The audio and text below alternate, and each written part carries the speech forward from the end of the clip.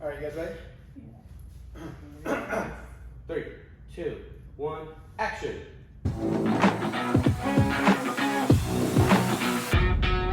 Hey everybody, I'm Mike Pettit with the Metro Pros, Berkshire Hathaway Home Services Ambassador Real Estate.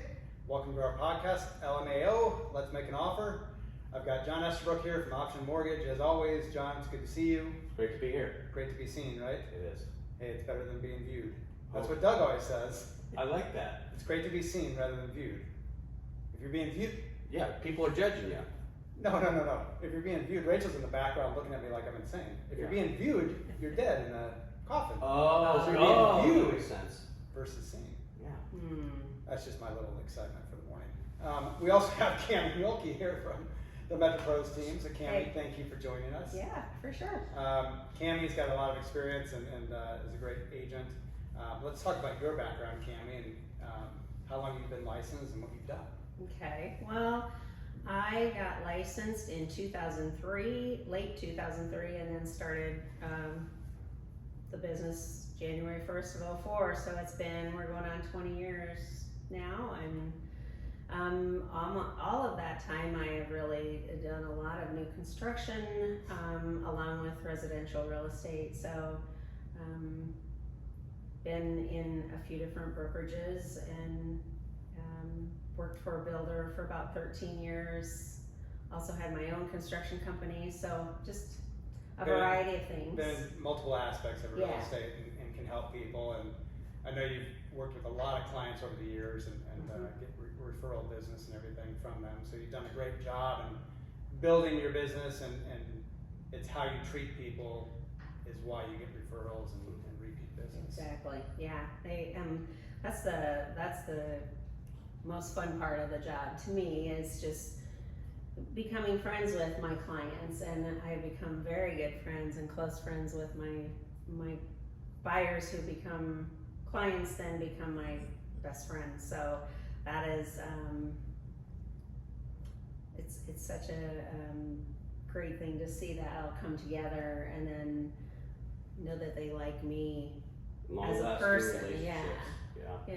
It's funny that you say that, because like most people don't even remember who the real estate agent was, let alone become friends with them. And so, the Metro Pros, our philosophy is different than a lot of agents. It's not another transaction or another number or something. We're building relationships long term and take care of people the right way. And it's not about us, it's about them and Yes. doing what's best for them in their situation. So it's great to see, and that's why you're such a great fit with everybody else with the team and our philosophy. So that's great to see. We're going to talk today with Kamie about the options of buying existing versus new construction, pros and cons, and then John, let's talk about a little bit about rates and financing and options with Option Mortgage. So let's talk about rates to start out, because last year they started shooting up, after the spring. Yeah. Got fairly high relative to where they were. Not high compared to the average, annual rate that we see. And then this year they've kind of bounced up and down along the way. More up than down. Yeah, and they're trying to get inflation under control, which should help mortgage rates, Yep. long-term rates. As they raise short-term rates and get inflation under control, that should help mortgage rates.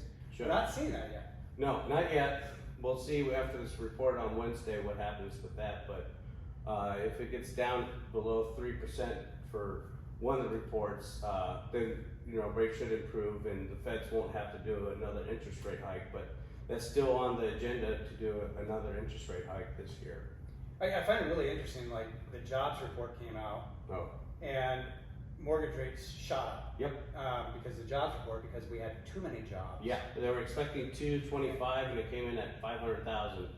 So they were expecting a recession, but adding jobs to the market isn't really a recession indicator. Right. So that definitely had an impact on the bond market. But on the surface, looking at it, you're like, more jobs, that's a good thing. Yeah. But it's not for inflation and spending and mortgage rates and everything else. Right. So it's going to be an interesting next 6 months. And I was watching a podcast yesterday. Brian Buffini very well known, very well respected in the industry. He was talking about rates dropping, later this year and through next year, and that he's predicting that 2024 will be one of the biggest, top 3 biggest years in real estate I will take in it. the country. Yep. Yeah. So we'll see if that all pans out. I think if rates come down a little bit, even to 5%, you will see that because there's such pent up demand right now. Yeah. It's funny, I looked at the numbers for June. June closed sales, prices went up 9.5% in June, Holy year over Lord. year. Shocked me. Wow. Sales are down like 18%, but prices went up 9.5%, which tells you the houses that do come on the market are under heavy demand and multiple offers, and people are paying more than list price to get those homes. So it's very interesting to see that because first 5 months of this year we were sitting at about 6% increase year over year. I know a lot of people thought, oh, the housing market's going to crash and it's going to do this and that. Not here in the Midwest. The Midwest numbers are very strong. Demand is so high. Demand is very high. Sure, there's parts of the country that are going to lose equity and prices will decline a little bit, but not here in the Midwest. So, Kamie, before we get started on buying existing versus new construction and getting into pros and cons of that, let's talk about real estate stories. I'm going to kind of put you on the spot here. Don, you may have one or two as well. So I mean, have a little fun. I mean, I want to just talk about some fun real estate stories. I mean, if you've got one or got two that you want to talk about, like something crazy that happened. I mean, craziest things that ever happened to me was I went to a closing at a bank and was sitting outside because I pulled up a small bank and I saw the closer's vehicle, but I didn't see the lender's vehicle. I didn't see my client's vehicle. So I was just sitting in the car waiting, checking my email, and something caught my attention out of the corner of my eye. And there was 3 masked guys running out of the bank with guns and bags. They had robbed the bank. And if I had gone in, I would have been part of that. Yeah. But I sat in my car checking emails. They came out. I ended up chasing them.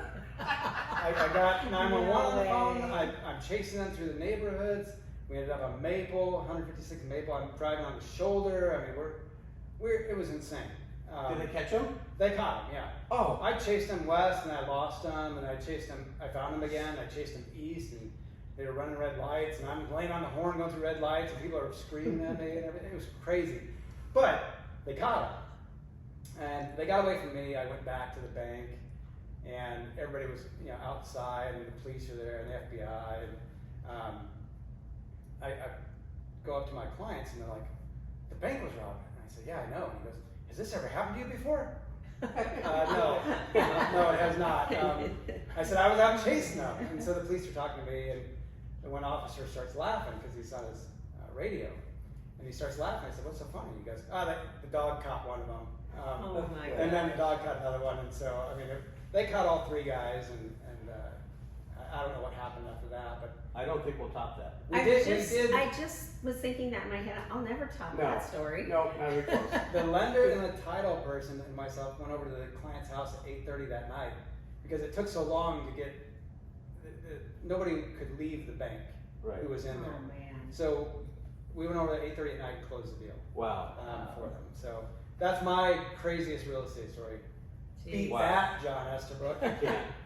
I have some clients, this is 3 years ago, and he worked for a local tire shop, and he was pretty evasive with the whole thing. We did verification of income, and at least 3 days before you close, you got to call and verify that they still work there. It's just a call, hey, does he work here? And we got the call back, and no, he was let go today. So we're scrambling. I drove to his house, I knocked on doors, I went to his apartment, and knocked on his door, and it was just in shambles. I eventually got a hold of him. He's like, yeah, I'm working on getting another job. He found a job the next day, same income, so we could use it. It luckily closed on time, but turned out he had a drug problem, and he recovered from it.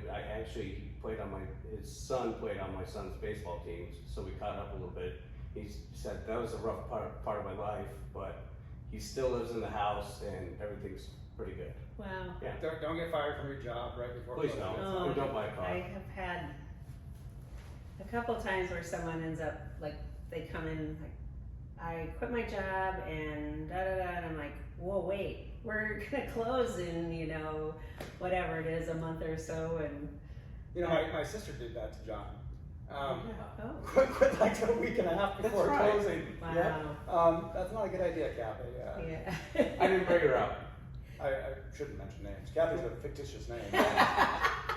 Carol. Carol. Yeah. Funny. How about you, Kamie? You got anything? Well, God, you did put me on the spot. I wish I'd have known this before. A lot of everything's mush in here after 20 years Yeah. of people, but one that sticks out in my mind, and it's funny story to me, was I was on model duty when I worked for the builder, and you know, you have people come in and out all the time, whatever, and this gal comes in and just super nice, whatever, and she's like, asked me where the basement is, and I was like, well, I'm kind of like, it's right there. It's down the steps. Like, right there. And she's like, well, where is the basement at? And I'm like, right there. Like, you go down those steps and it's down there. And she was so confused. And so I was just like, I don't know what. Did she want you to tell you it was under the house? Yeah, or- I'm thinking that she must have come, I'm assuming she came from like maybe Oklahoma or California where they don't have basements, Could be. and she had no idea what it even looked like. If she thought maybe you go down Outside like the cellar house. steps Yeah. or something, but so that was like, just threw me for a loop because I didn't know how to answer her after like the third time I asked her where the basement was at. Well, let's dig into buying existing versus new construction. Pros and cons. A lot of differences with existing home sales versus new construction. New construction, you've got to be really patient. It's going to take a lot of time. Yes. Strong marriage. Strong marriage. Cost. Yeah. Is everything fixed, or do you go out and make selections and only have certain budgets, and now you've Right. gone way over budget on a lot of things? So let's talk about that, Kamie. But there really are. There's a lot. I feel like there's pros and cons to both. Obviously, with building, you build exactly what you want, depending on your price point. Sometimes you don't get to build exactly what you want because your budget doesn't allow that.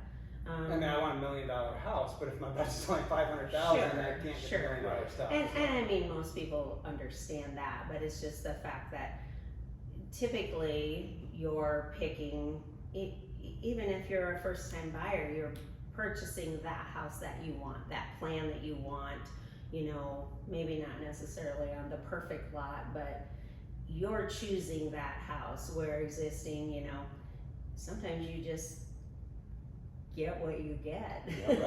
Yeah, right. And that seems crazy to say, but it has been like that in the last couple of years. Well, and the other thing is, depending on price point, like you said, builders aren't building homes under 300. I mean, I know. you can't find one, so you're stuck with existing, if you will, because you don't have the new construction option, because even the big production builder here in town is over 300,000 to get into a Without a basement. entry-level home. Right. Yeah. So Right. On slab or. yeah, it's very expensive. So if you're looking for a home below 300,000, you're just looking at existing, Yeah, and that market is very tight. it really is. And Super saturated with buyers. that's part of the reason why prices are going up so much year over year, is because there's so much pent-up demand, and millennials are still buying, and there's still the largest portion of millennials to come into the market to buy a home. So we've got this pent-up demand. We've got the millennials sitting on the sideline, all getting ready to get into the market, and then the builders have not kept up with new construction, especially low price points, entry-level market. They don't want to do that because it takes too much time, and why not just go build a more expensive home if they're selling and make more profit? But that's put a stress on the below 300 market for sure. And if Might as you're- well just say below 350 too. Yeah. Yeah. So if you're a first-time buyer or second time buyer and you're in that market below 350 Yeah. or fifth time buyer, it doesn't matter. Yeah. What's your approach with those clients? Let's say that they're approved to $350,000. Are you looking at $350,000 houses or are you looking at $300,000 houses? I would say more that 3 to 3 1/4 because it's gonna take above list price to get that house. I mean, we're seeing multiple offers on anything we've listed. Yeah. And, great for the seller. Not so great for the Not buyer. so great for the Right. buyer, and you gotta be prepared to offer over list price with a really clean, terms that go along with that. Yeah, and it's not always the highest price that wins the deal. Mhm. It's the other terms. Are you meeting the timelines of the seller? Are you going to do a rent back and allow them to have a little time to move? I mean, Yeah. if you can be accommodating with them, the price becomes a secondary thing rather than a primary. Yeah, yeah, which is, really crazy. I think it takes buyers a few times of losing out on a house to really believe that is the way it's going these days. But it is, and it's not going to change. And, No. because of the shortage of houses here in Omaha, there's nobody building in that price point. The millennials coming in, all those factors are piling up on that market. So, Mhm. And, Great time to sell. yeah. Great time to sell. and there's so much demand, and there's so many buyers sitting on the sideline waiting for the rates to come down to 5. Yes. And it's busy now in that price point. Just imagine, Oh my if rates win and if they get down to 5, how much more you're going to be overpaying for a house. Yeah. So There's buy gonna- now, get the Refi. rate, and love the house. Right? Yeah. Refi And later, yeah, refi because later, yeah. you're right. Go back two or 3 years. Even during COVID, we were seeing homes come on the market where they're getting 20, 30 offers or more. Yep. Mhm. Because everybody was flooding the market as far as buyers, and we're going to see that same thing happen if rates get down in the 5s. Mhm. I mentioned, if somebody's approved at 350, what price point do you have them look at? And normally I would take a 350 buyer and say, okay, don't max out what you're looking at because you don't want to be house poor. Mhm. So if you're normally looking at $350,000 maximum approval, I'd say look at a $300,000 house to save money and not be strapped. Yeah. So I'd now take that 300 and say, okay, let's look at 260 to 270, 275, so you have room to offer a little more if you need to, and still be comfortable with your payment. Right. Because insurance is going up every year because it's and it's going up a lot because it's costing a heck of a lot more money to rebuild a home now if there's a storm or a fire or something like that. So rates have gone up on insurance, and the taxes continue to go up every year. So once you get your mortgage in your home, the mortgage rate stays the same. It's fixed rate in most cases unless you do an ARM or something. Yeah. But then you're going to have adjustments for insurance and taxes, so you got to be ready for that. Yeah, taxes have been a tough one as assessed values go up, which we all love our homes to be worth more, but we don't want to pay the No. taxes Right. on them.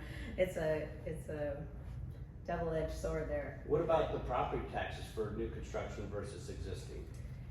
Well, that can be a slippery slope Yeah. because it starts out as lot taxes, Mhm. and so you're like that first year and a half, You're sitting sometimes pretty. even 2. It's like, oh, Yeah. I can do this, and then all of a sudden you're like, Boom, here's the bill. right now you owe back taxes, and then your current, you have to get current on your mortgage payment. So it's a really hard thing for people to grasp. I have found that there's overload in their mind with all the things of building, and they really don't hear what you're telling them how taxes work. And so then when that year and a half, or when it's fully assessed, it'll start a partial assessment, you get some tax right. more, but then when that full assessment comes through, I hear people just like, I don't get it, what happened, I don't have $8,000, I don't have, or they're, then they're paying it monthly, which is quite a bit more, so. Yeah, Good. those are things to consider. What about the different tax levies? Let's say you got a 10-year-old existing home versus a new construction tax levy. Yeah, mill levies can, you know, obviously, that's how they become, that's how your taxes are decided as on the mill levy of your subdivision or where you live, so. And they've gotta pay for all the streets and sewers and lights and everything else. Running power and sewer. Yeah, so it's higher for new construction. The mill levy is higher for new construction. Yeah. For what's the time frame? What you might see it dip down to? It could be 15 years. Oh wow. Or even more. Like, so you're in an SID, a sanitary improvement district, when you're building new, and those mill levies are higher because you're paying for the infrastructure, how it was all developed. Yeah. On top of your normal taxes for schools and all that. Like my taxes are about $7,000 a year, but if my house was in a new construction home, new construction area, same value, I'd be paying $12,000 to $14,000. Yes, yes. So almost double. Yeah, and you also know that up front when you're buying the home, existing, you know what your taxes are, and you know, even though those can go up, of course, depending on the value of your home, at least you know where you're at to start, and that is a peace of mind. Well, and they're not gonna go from, I mean, new construction, your first year you may pay $1,000 or $2,000.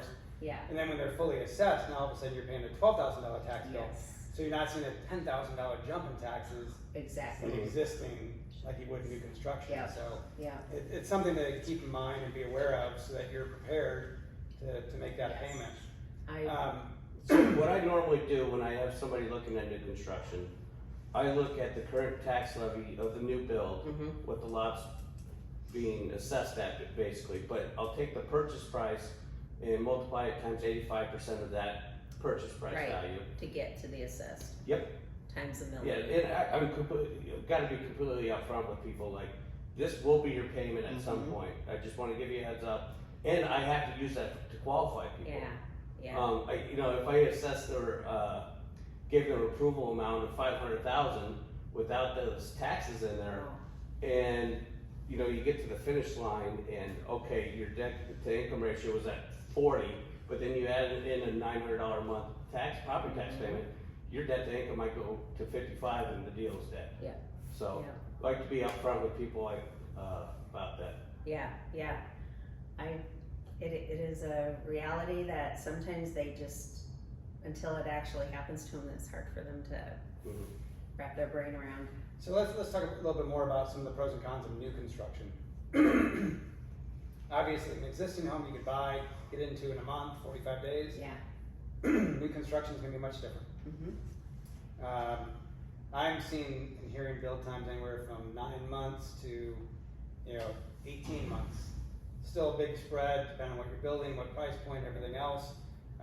Some builders will say they can do it quicker. Then the question is when does their clock start? Some builders start the clock when the foundation goes in. Some say the clock starts when you sign your contract. And obviously there's variables like you making selections and being timely with that stuff that affects things. But what's your advice to somebody who's coming in to build a new construction home? Are you preaching patience? Are you know? Well, gosh, there's just so many things that play into that. First of all, I think find a realtor that knows new construction, that can guide you and take you to the various builders that are in your price point, and find out what their processes are and how they operate, and how their selections work. There's so many factors there. Every builder has a different way they operate and what works for them, but it may not work for you. I've seen so many people that come in and they're just buying the plan. They're just buying, and that's where I think sometimes new construction gets a bad name, because you're not shopping that builder and that fit as well. I mean, it's the biggest purchase of your life.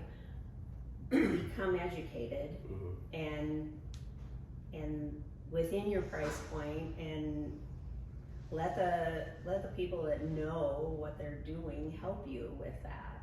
Well, and every builder's different, to your point. Some will have a hands-on approach where you meet with the builder all the time.